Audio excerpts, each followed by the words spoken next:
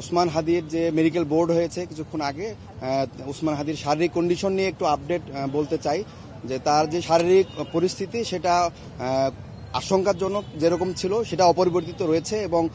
তার যে ব্রেইনে ইনজুরি ছিল আমরা ঢাকা মেডিকেল কলেজে অপারেশন করেছিলাম এবং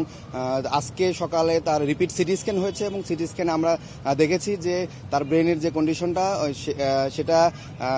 অপরিবর্তিত রয়েছে এবং সেই পরিস্থিতি যে ব্রেইনের স্টেমে যে ইনজুরিটা ছিল সেটা মারাত্মকভাবে ক্ষতিগ্রস্ত হয়েছে এবং ব্রেইনে ইস্কেমিয়া আমরা দেখেছি যে অক্সিজেন স্বল্পতা যেটা আমরা লক্ষ্য করেছিলাম সেটা আরও প্রমিনেন্ট হয়েছে এবং ব্রেইনের যে বিভিন্ন জায়গাতে তার ম্যাসিভ ব্লাড ট্রান্সফিউশনের জন্য 6 ব্যাগ ব্লাড এবং 5 ব্যাগ ফ্রেশ ফ্রোজেন প্লাজমা পেয়েছে। সেটার ইফেক্টে ডিসেমিনেটেড ইন্টারভাস্কুলার যে কোয়াগুলেশন হয়েছিল সেটা এখন ম্যানেজেবল কন্ডিশনে আছে, কিন্তু সেটার কারণে ব্রেনের যে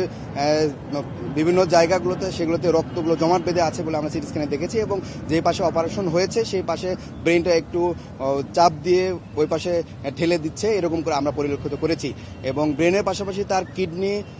অপারেশনের মধ্যে এবং অপারেশনের আগে খুব ফাংশনিং ছিল না, সেটা ফিরে এসেছে এবং সেটার ইউরিন আউটপুট এখনও কন্টিনিউ আছে এবং 4 লিটার ইউরিন আউটপুট, সেই হিসেবে ফ্লুইড ব্যালেন্স থেকে শুরু করে তার নর্মাল কিডনি ফাংশনিং চলছে এবং লাইফ সাপোর্টে তার ফুসফুসের যে কন্ডিশন ছিল সেটা অপরিবর্তিত রয়েছে। ড্রেনে কিছু কালেকশন থাকার কারণে ড্রেন টিউবটাও অপরিবর্তিতভাবে রাখা হয়েছে এবং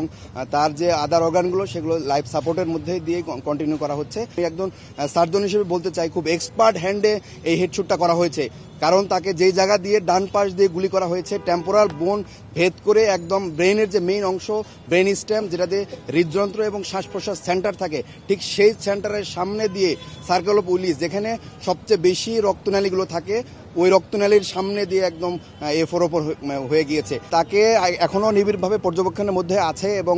তার পরিবার তাকে উন্নত চিকিৎসার জন্য হয়তোবা বিভিন্ন জায়গায় নেওয়ার জন্য চেষ্টা করছে, তবে সেটা তার পরিবার সিদ্ধান্তটা চূড়ান্ত বলে আমরা মনে করি এবং এখানে যে বোর্ড মেডিকেল বোর্ড সিদ্ধান্ত দিয়েছে যে তাদের শারীরিক অবস্থা অপরিবর্তিত রয়েছে এবং সেটা আশঙ্কাজনক, গত 2 দিন যেরকম ছিল ঠিক ওই রকমভাবে আছে। হাদি ভাইয়ের বুলেটটা রাইট সাইড দিয়ে ঢুকে গিয়ে বাম সাইড দিয়ে বের হয়ে গেছে টেম্পোরাল রিজন দিয়ে। বুলেটের ফ্রেগমেন্ট আমরা একটা কাভার শেল সেটা পেয়েছি অপারেশনের সময় এবং একটা অংশ তার ব্রেন স্টেমের মধ্যে রয়ে গিয়েছে এবং সেটা খুব বেশি বুলেট ফ্রেগমেন্ট হয়ে একটা অংশ বাইরে গিয়েছে এবং একটা অংশ ব্রেন স্টেমে রয়ে গেছে এবং একটা শেল বুলেটের কাভার আমরা অপারেশনের সময় বের করতে